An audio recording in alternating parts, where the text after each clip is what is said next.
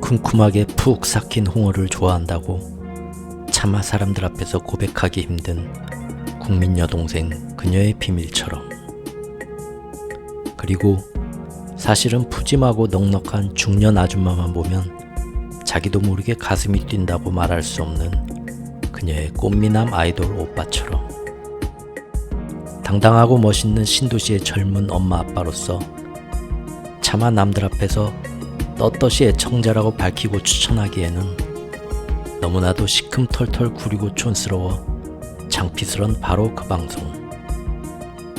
안녕하세요. 최후역회의 경제 이야기입니다.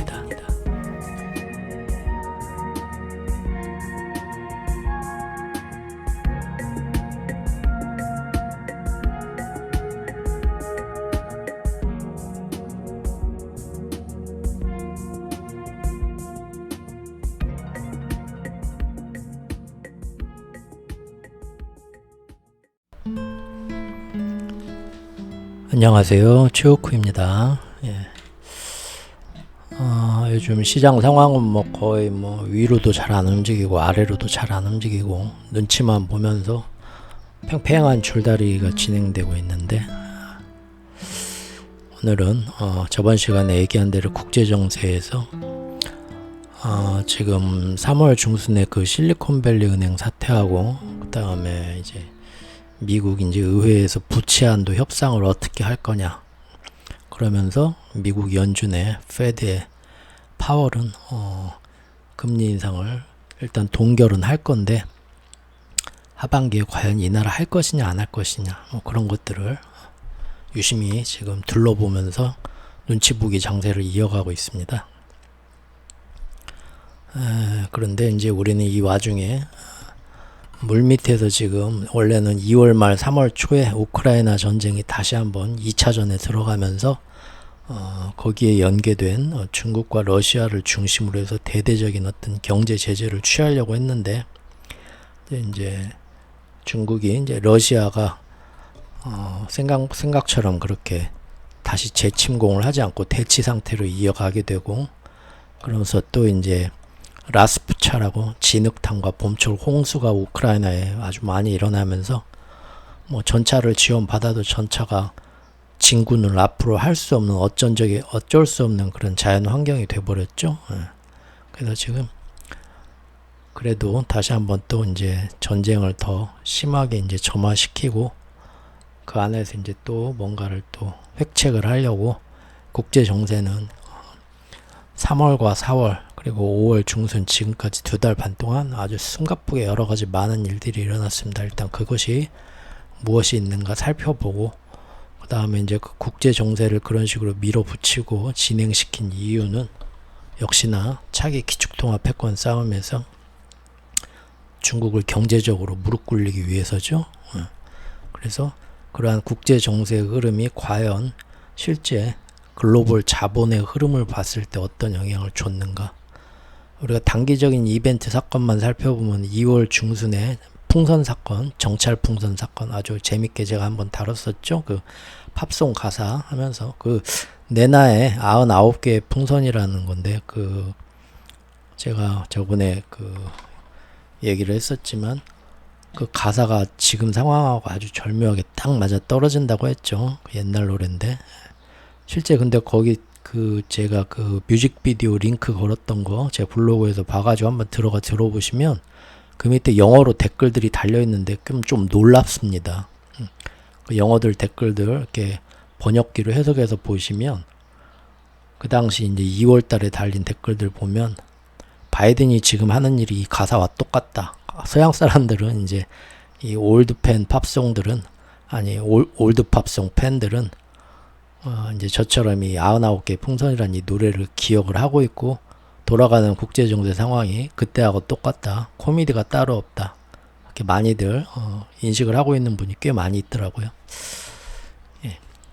그럼 오늘 그것이 이제 단기적인 이벤트 사건이었는데, 지금은 3월, 4월, 5월까지 해가지고 그 정찰 풍선처럼 이렇게 임팩트 있는 사건은 아니지만 우리가 다 전부 다 다른 데 신경 쓰고 있을 때 시장 참여자들이 물밑에서 국제정세는 굉장히 바쁘게 움직였습니다. 어떻게 움직였냐면 제가 이제 한번 2월 달 뭐 그때 그리고 3월 초까지 해서 영상 만들 때 제가 한번 국제정세에서 짚은 적이 있는데 2월 말 그 UN 총회하고 뭐 G20 총회 같은 데에서 저 중국 나쁜 놈이에요. 뭐 다 같이 뭐 단결해서 뭘 합시다 했는데 그거를 중국이 잘 피해가고 의외로 이제 유엔에서 투표를 해보니까 아유 미국 니네도 똑같은 놈들이지 뭐 하고 그렇게 쉽게 호응을 많이 안 해준다는 걸 알았죠.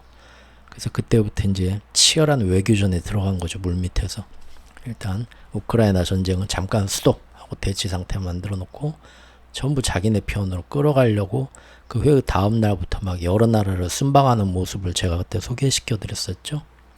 근데 지금 보면 결국은 예전 구소련 러시아에서 분리 독립하긴 했지만 구소련 시대의 소련 연방국 중에 하나였던 그 제가 독수리 오형제라고 그 당시 표현했던 스탄 국가들 키르기즈스탄, 카자흐스탄, 우즈베키스탄 뭐 해서 쭉 있잖아요. 그 국가들은 결국은 지금 보니까 미국이 그렇게 회유를 했지만 미국이 안 넘어가고 중국과 러시아 편에 그대로 붙었고요. 할 수 없죠. 뭐 거기는 원래 지역도 그러고 거기 사는 주민, 국민들도 원래 러시아 사람이었습니다. 같은 동포들이에요. 같은 나라들이고 지금은 분리 독립했지만 지금 그 스탄 국가들을 통해서 서방의 제재를 피해서 우회적으로 무기나 뭐 식량이나 뭐 아니 식량이 아니라 여러 가지 뭐 군사적인 뭐 첨단 아니면 생필품까지 해서 그쪽으로 우회해서 지금 수입을 하고 있죠. 하지만 이제 그 이후로 이제 스위스나 뭐 핀란드나 스웨덴 같은 제가 더 이상 중립국은 없다고 말씀드렸었잖아요. 그 나라들은 지금 좀 더 지금 확실하게 미국 편을 쓰기로 했죠. 이번에 스웨덴도 그래서 어마어마한 저기 그 군수물자를 미국에서 지금 다 수입을 하고 있고요. 다 사주고 같이 뭐 연합 훈련을 하면서 말만 중립국이지 스웨덴도 이제 그때 제가 영상으로 소개해드릴 때는 핀란드는 넘어왔고 스웨덴만 마지막 남아있다는데 스웨덴도 이제 핀란드하고 똑같은 전철을 밟고 있습니다.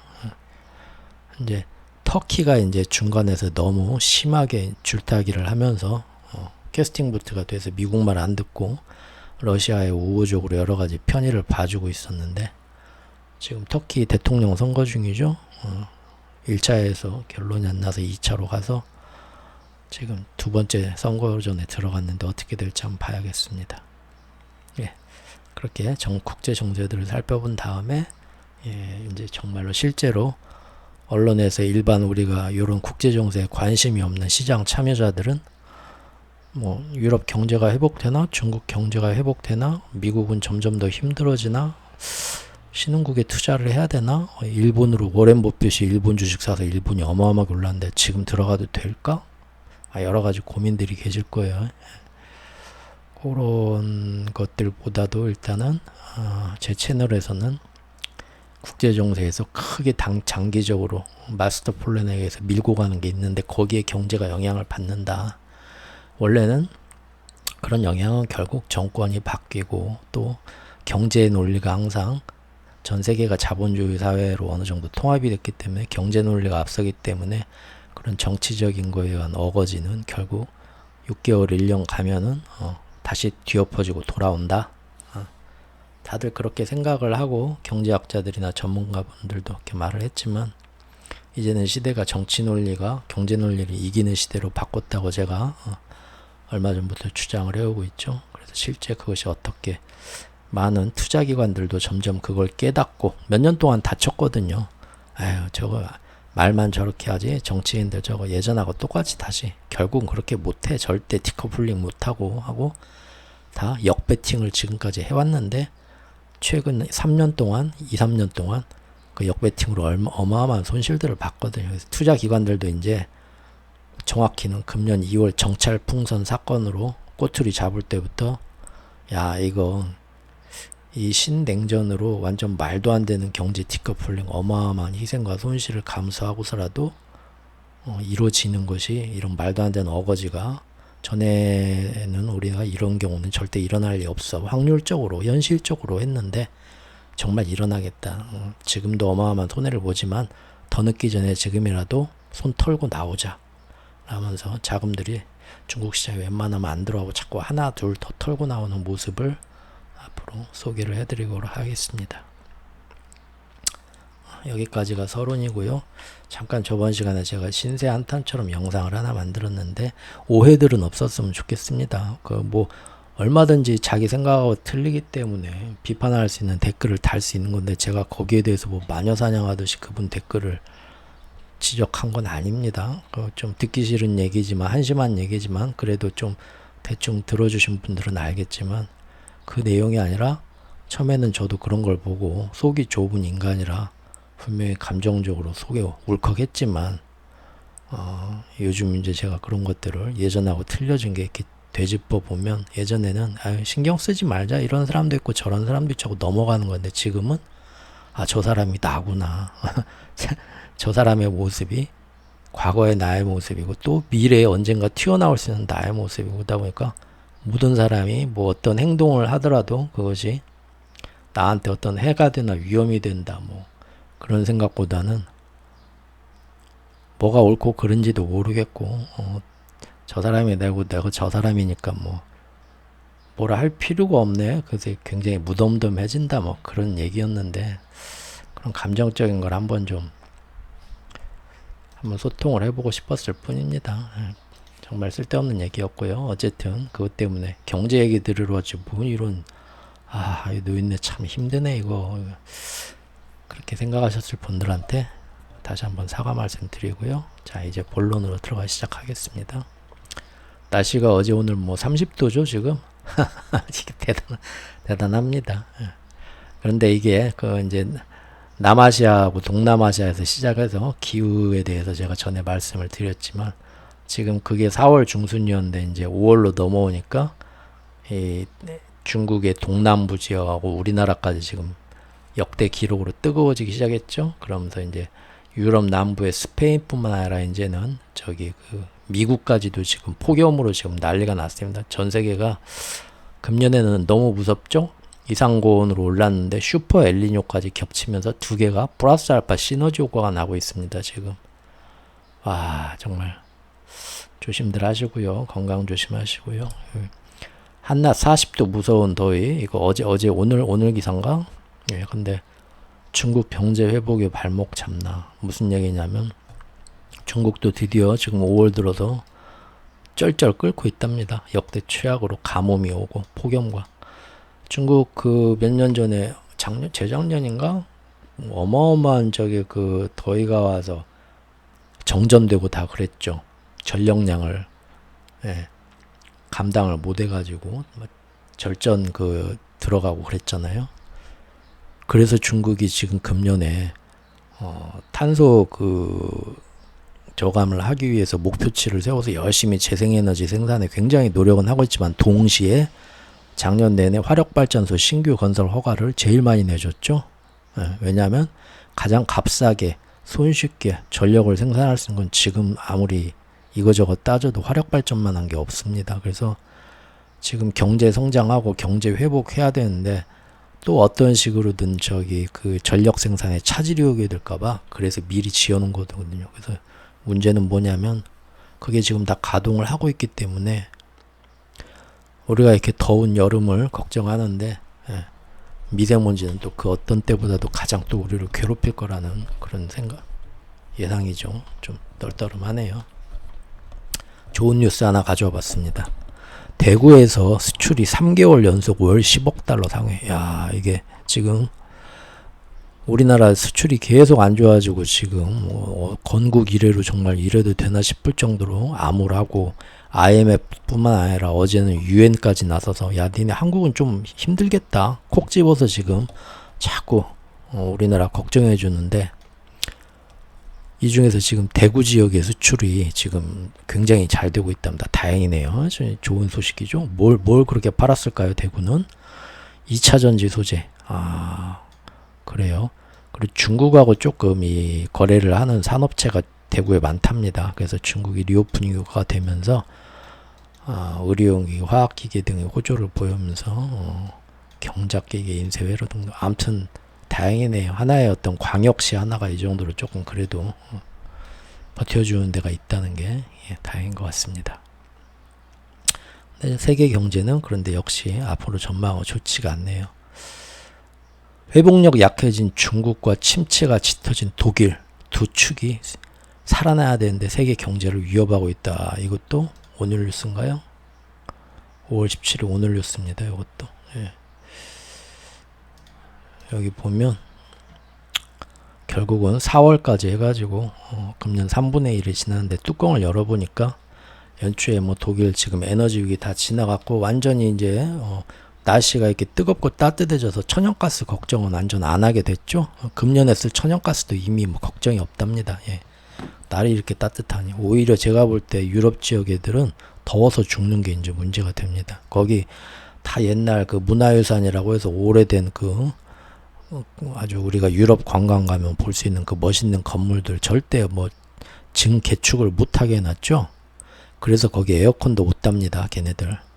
그래서 유럽 사람들 참 불쌍하게 살아요. 전자 도어락키도 없고 에어컨도 없고 그 찌그만한 그 옛날 그 아스팔트도 아니고 바닥에 돌 깔린 그런 중세시대 근대시대 만들어놨던 그 문화유산에서 그 안에서 구도심에서 사는 사람들은 그 좁은 골목길로 차가 다니고 해야 되니 차가 한 번에 다 안에 들어오지도 못하게 제한을 하고 주차요금 어마어마하게 비싸고 몰고 들어와도 그죠? 그러니까 유럽 애들이 작은 소형 해치백을 좋아하죠. 무슨 얘기 또 옆으로 살짝 넘어갈 뻔했죠. 어쨌든 독일은 그래서 경제회복은 걱정 없다 하면서 다들 돈이 유럽하고 중국 특히 독일로 어마어마하게 몰렸었는데 지금 넉 달 지나 보니까 걱정이 더 많이 된다 그 얘기입니다. 독일도 경기 회복에 대한 기대감이 약해지고 있다.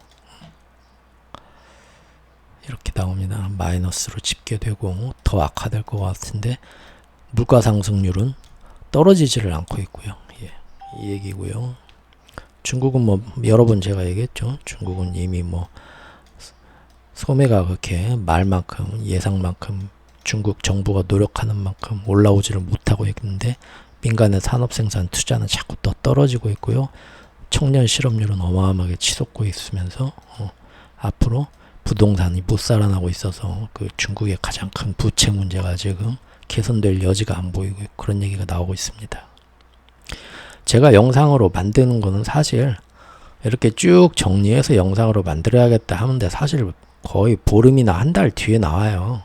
제가 막 실시간으로 막 열심히 여기에 막 24시간 투자하는 언론사 프로페셔널이 아니고 청소하고 밖에 나가 일광욕도 하고 뭐 빨래도 널고 뭐 시장에도 다녀오고 그런 소시민이기 때문에 여유 시간에 이렇게 만들기 때문에 미리 이렇게 정해놔야겠다 하고 여기도 보면 지금 이렇게 보였어요. 이게 이런 건 한 뭐 석 달 전부터 이렇게 기획을 해서 살을 계속 붙여나가고 있는 그런 주제인 것 같은데 이렇게 안 내놓은 글들이 많고 오래 내놓는 글인데 그래도 제가 거시경제를 굉장히 그 긴 안목으로 또 일반적인 언론에서 짚지 않는 그 기축통합 패권 다툼에 의해서 이것이 오래전부터 치밀하게 계획된 이론이고 국제정세나 정치 외교가 그렇게 밀어붙이고 있다라는 그런 기조로 제가 보기 때문에 제가 이렇게 내놓는 글이나 영상들은 사실 그렇게 뜸들이면서 내놔도 사실 내놓고 보면 앞서갑니다. 상당히 여러분들이 사실은 뭐 여러 가지 뉴스나 이런 뭐 얘기들을 꾸준히 이렇게 듣는 분들은 아시겠지만 제 영상에서 제 글에서 나온 얘기가 빠르면 한 3, 4일 뒤에 언론에서 나오기 시작하고 아니면은 뭐 일주일 뒤에 나오고 그래요. 왜냐하면 이 기존에 나오는 뉴스들의 흐름과 이런 걸 보고 제가 이제 이런 식으로 흘러가고 있다 하고 종합해가지고 이제 진맥을 해서 이런 식으로 지금 흘러가고 있다라고 하는 건데 언론들은 이렇게 자기들이 뉴스를 내놨는데 나중에 보니까 이렇게 됐더라 하는 뉴스는 또 나중에 나오거든요. 그래서 미리 보시면 사실 좀 앞서갑니다. 지금도 이제 제가 중국에 사실 큰 문제가 많고 뭐 유럽이나 독일도 뭐 다 살아나는 건 살아난다고 불과 뭐 두세 달 전에 얘기들 했지만 이런 이유 때문에 앞으로 이런 모습이 나올 거다라는 거는 벌써 뭐 한 달, 두 달 전부터 꾸준히 지금 벌써 뭐 중국 시리즈도 뭐 13편, 14편 가면서 얘기하고 있죠. 근데 요새 뉴스들 보신 분들은 알고 계시죠. 그 얘기 그대로 요새 나오고 있잖아요. 5월 들어와서. 그러죠. 그리고 이제 독일 얘기도 슬슬 이렇게 나오기 시작하는 거예요. 독일 아닌 것 같아. 결국은 이렇게 스태그플레이션에 빠질 것 같아. 똑같은 얘기죠, 뭐. 이게 그러니까 좀 이제 제 채널을 아마 이렇게 소수의 듣기 싫은 노인네 얘기 그냥 재미도 없고 길어가지고 정말 시대 바쁜 시간에 이걸 또 하면서 미간을 찌푸리면서 듣는 분들도 그래도 한 번 더 들어볼까 하시는 거는 어디 가서 어떻게 듣기 힘든 이런 좀 장기적인 그 관점 비율을 종합을 해서 다른 데보다는 조금 빨리 제가 예측해서 내놓는다고 저는 생각을 합니다. 그거 한번 그 의견을 들어보시려고 여기 들어오는 분들도 좀 있지 않을까 싶네요. 예. 자, 여기까지가 두 번째 서론이었습니다. 대단하죠? 자, 이제 진짜 본론입니다. 자, 저번 시간에 영상에서부터 이어지는 겁니다. 이미 많은 나라의 기업들이 미국의 깡패짓 때문에 많은 비용이 소모되는데도 울며 겨자 먹기로 자국의 주요 산업을 미국 내에 투자하기로 결정했죠. 반도체 지원법, IRA, 감축법. IRA 감축법이란 그 제목이 너무 웃기죠. 그게 뭐냐면 인플레이션 감축법이란 뜻이거든요. 인플레이션이 일어나지 않겠다 하면서 자기네 나라로 기업들을 다 끌어와 가지고 돈을 지원금 보조금을 준다고 어마어마하게 재정 부양책을 미국이 역대로 많은 돈을 코로나 때 풀었고 그 이후로는 너무 돈 많이 풀었으니까 금리 인상하고 양적 긴축으로 줄이자 해놓고는 바이든 행정부는 재작년 작년까지 그리고 금년에도 돈을 계속 더 쏟아붓고 있습니다. 코로나 한 해 동안 제일 많은 돈을 역대로 미국 정부가 풀었고 그 다음이 코로나가 발생한 그 다음 해와 지금 2021년, 2022년 그리고 올해 2023년 넉 달까지 이때가 또 제일 많이 풉니다. 지금 대단하게 돈을 역사적으로 인류가 많이 푸는 시대에 지금 4년째 살고 있어요, 우리가. 그래 놓고 뭐 인플레 가라앉으라고 그게 말이 됩니까? 자, 그러다 보니까 지금 미국에 가가지고 어쩔 수 없이 울며 겨자 먹기로 공장 생산시설 짓는데 돈이 그 어떤 때보다도 지금 돈이 많이 들어가죠. 여러분들도 요새 집 짓는 사람 별로 보기 힘들죠. 건축 자재비가 오르고 인건비도 오르고 여러 가지가 올라서 지금 건축비가 몇 배로 더 들잖아요. 그래서 글로벌 기업들도 일단 미국에 가서 이렇게 하니까 다른 나라에서도 뒤늦게 우리도 좀 지원금 보조금 주고 여러 가지 혜택 줄 테니까 우리나라에 와서도 좀 지어라 하는데 거기까지 가서 투자할 돈이 여력이 지금 없습니다. 인플레 때문에 예전보다 몇 배로 상향된 투자 비용 감당해야 되고요. 또 미국에 투자를 했으면은 그래도 우리는 그래도 중국에도 한번 또 동시에 투자해볼까 하려고 해도 미국의 반도체법이나 IRA법 등의 독소 조항이 있죠. 그게 뭡니까? 만약에 중국에 가가지고 니네가 똑같이 뭐 공장 짓고 생산기지 뭐 하고 하면은 그거는 얼만큼은 안 되고 얼마 이상은 투자는 안 되고 거기서 생산한 제품도 어느 수준 이상의 제품은 안 되고 와 이거 뭐 아니 네가 뭔데 미국 대통령이 우리 한국 삼성한테 이리라 저리라 그런 경영에 직접 그거는 우리 한국 대통령도 우리 공산주의도 아니고 우리한테 이리라 저리라 못하는 건데요. 지금은 정치 논리가 이미 여러 번 얘기 않겠습니다. 시대가 이미 3년 동안 그렇게 전 세계인이 가스라이팅이 됐죠. 그래서 그리고 아까 위에서 본 것처럼 중국과 독일마저도 지금 침체 기운이 짙어지고 있는 이 상황에서 앞으로 거시경제 악화 흐름 속에서 대규모 신규 투자를 또 하라고요. 기업들이 그러다 다 거기서 생산한 거 팔리지도 않으면 어떻게 되나 망하라고요. 안 하게 되죠.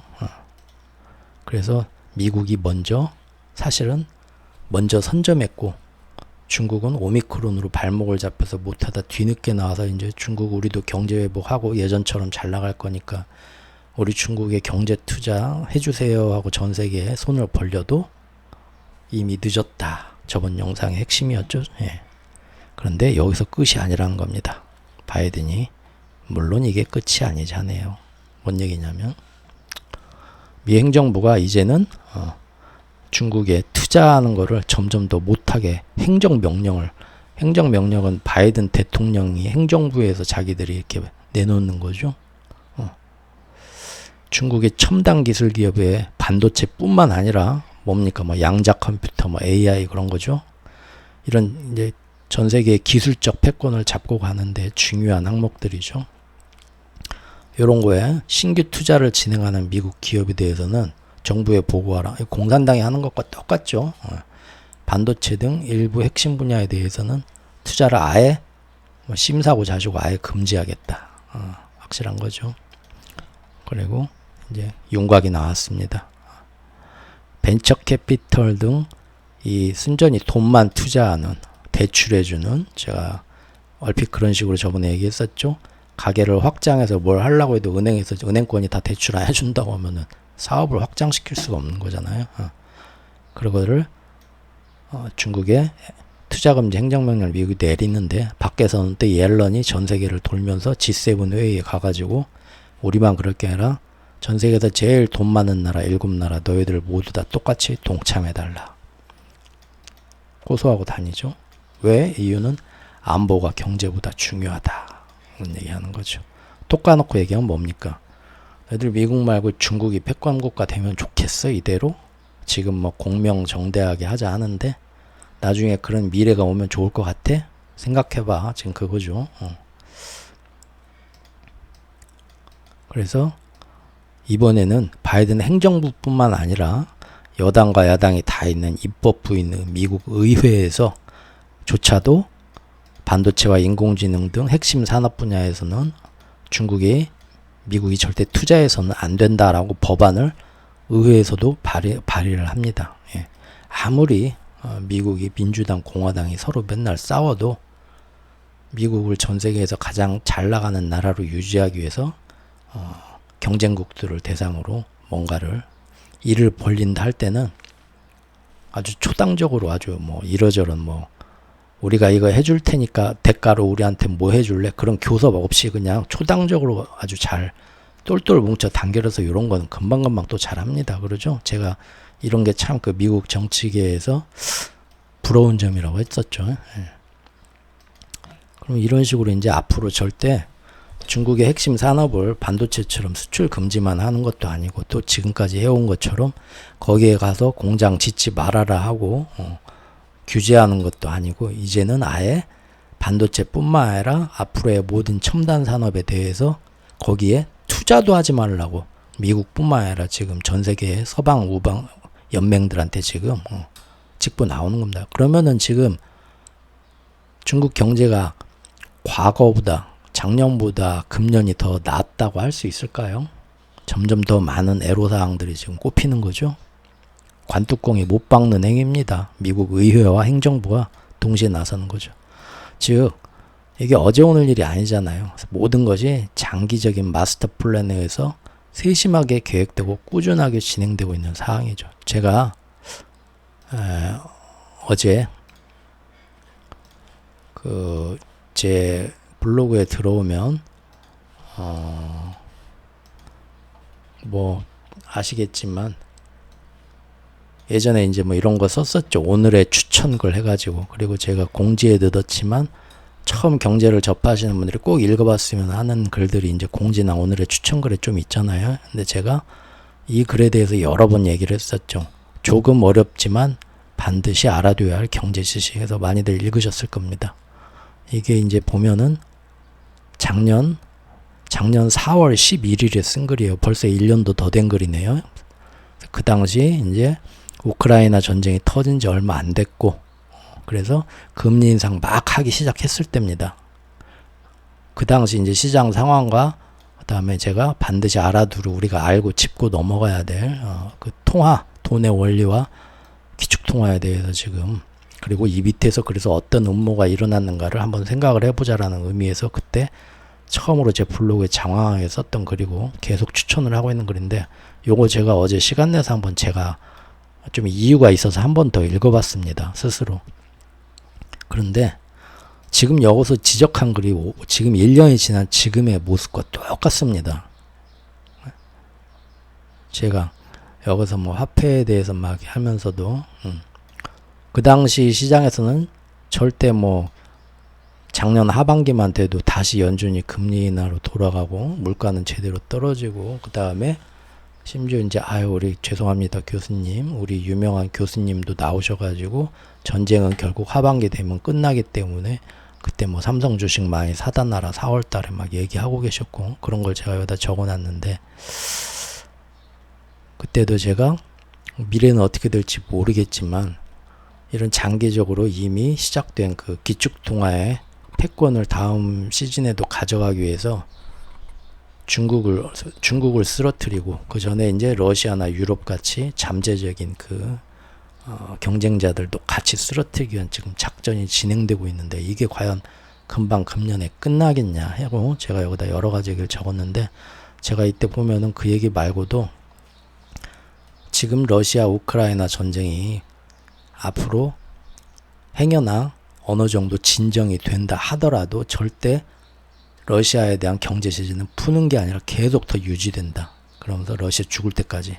제가 그 얘기를 여기다 써놨는데 지금 그렇게 되고 있잖아요. 그러죠?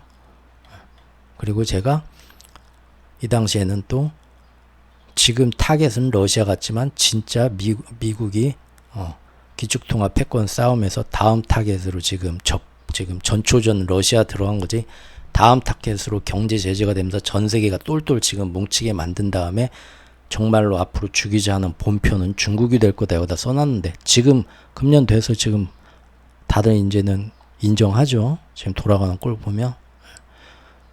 즉 작년부터, 적어도 작년부터 금년까지 이어진 장기적인 마스터 플랜이란 뜻입니다. 제가 여기 적은 뜻이 그런 의미예요.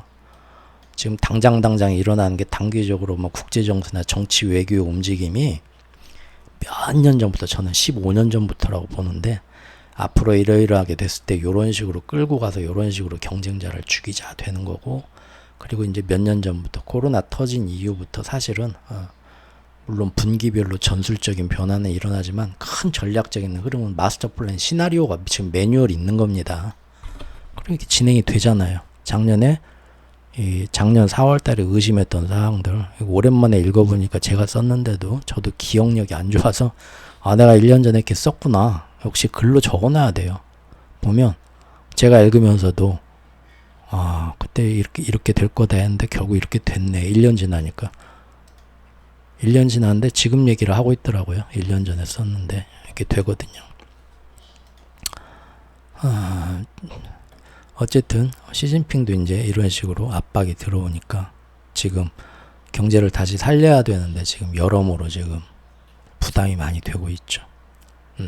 그러면서 이제 중국은 항상 미국이 이런 식으로 압박을 해도 전 세계에 중국은 아무 문제 없다, 잘 나간다, 우리한테 투자해라, 서로 이제 그런 이제 허세 블러핑 싸움을 금년 초부터 엄청나게들 하고 있다고 하게 될 거라고 제가 또 그때도 얘기를 했었죠.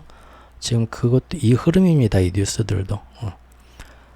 바이든이 뭐 중국에 투자 금지 행정명령을 내린다는데 중국 자기들 말로는 그거 우리한테 거의 영향이 없다. 그런 식으로 미국 제재로 자기들 금융업계 영향이 자기들 볼 때는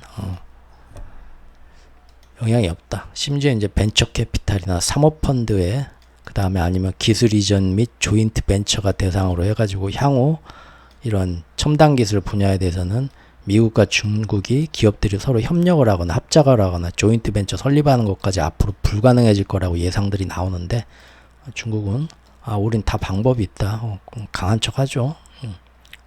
그러면서 지금 뭐 어떤 움직임을 중국은 보이고 있냐면, 핵심 기술과 설비에 대해서는 중국도 앞서가지만 거기에 들어가는 첨단 소프트웨어나 첨단 부품들은 아직 못 따라가잖아요. 그러니까 앞으로 중국 정부가 굉장히 자국 산업을 독려하고 지원을 해줘서 국내 기술력을 올리고 국내 자급자족을 최대한 실현하는 장기적 플랜을 가져가면서 동시에 지금 굉장히 최고로 지금 노력하는 건 뭐냐면 이런 행정명령이 나오고 뭐 의회 움직임이 나오고 전 세계에 동참을 한데 이게 이제 실제 여러 가지 절충 단계를 거치면서 실제 이제 실력 행사하게 나올 때까지는 보통 몇 달 내지 1년은 걸리잖아요. 그러니까 그 이전에 최대한 뭡니까? 필요한 기술과 설비는 최대한 사다 쟁여놓던 거예요. 여러분들 뭐 라면 가격 뭐 한 하반기에는 라면 가격이 오를 것 같습니다. 여러분들 최대한 많이 사놓죠. 밀가루, 설탕 다들 그런 거죠. 지금 중국도 그런 짓을 하고 있습니다. 어마어마하게 지금 필요한 기술과 설비는 미리 수입해 놓겠다. 그러면서 이제 자꾸 중국도 정책적으로 해외 비즈니스 종사자들이 중국으로 많이 와서 활동하기 쉽게 제도를 막 개선하고 있죠.